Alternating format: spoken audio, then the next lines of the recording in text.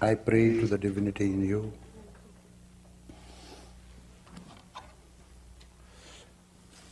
Before I talk to you,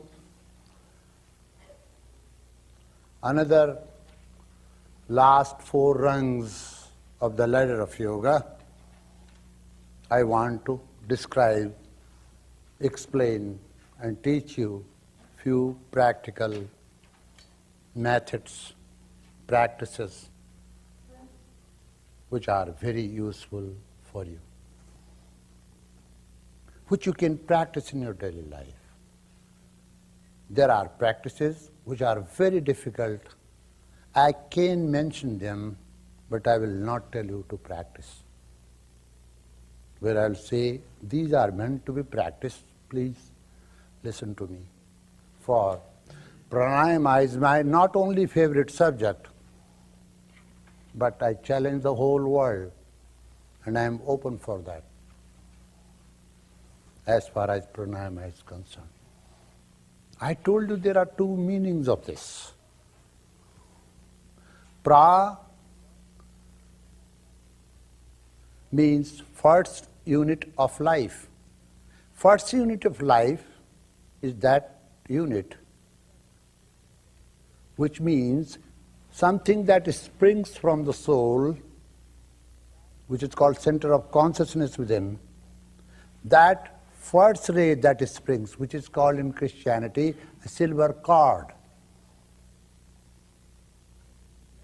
that is called prana. Mundak Upanishad explains this, mentions this.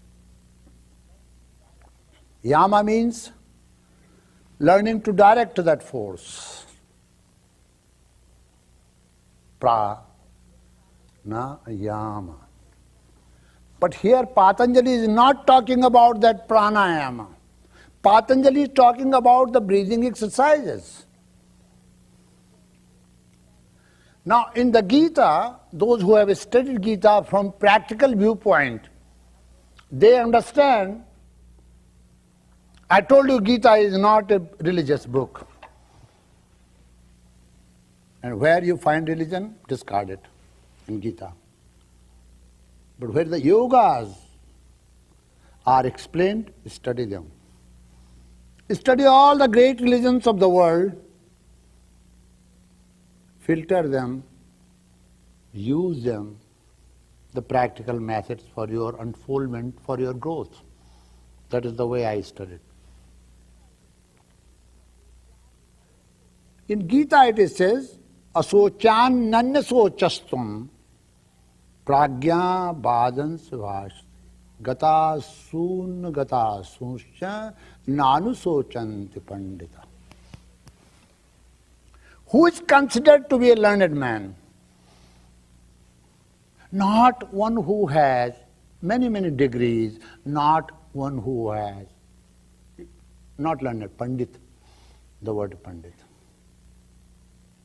Not one who knows a particular language, who has studied many scriptures, no. Gatasu, agatasu. There are 2 types of beings in the world. We see 2 types of beings. I am with you, after some time I will be gone. This body will be not there. This movement will be not there. I am gatasu.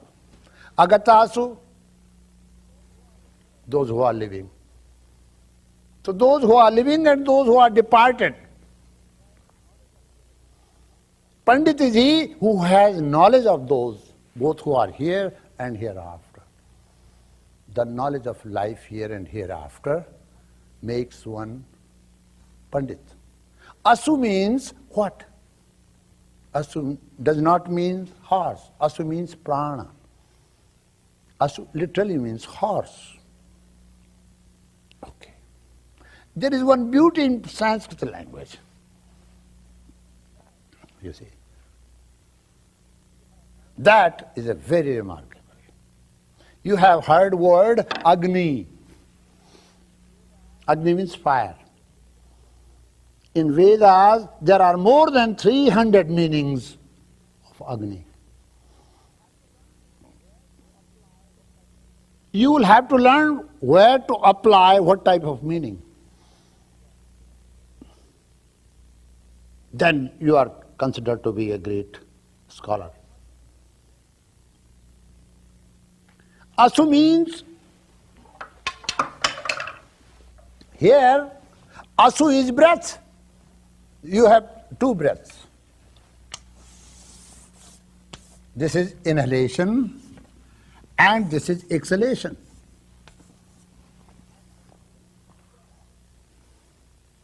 Actually, these two breaths are the horses. But the horse without rider is of no use, it's an animal. Somebody is riding the horses, these two breaths, and that is called prana. The breath is not prana, remember that. Breath is vehicle.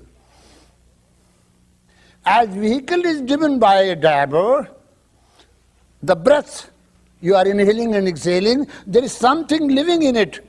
Otherwise, scientists would find out the composition, pump all that composition in dead body and you come alive.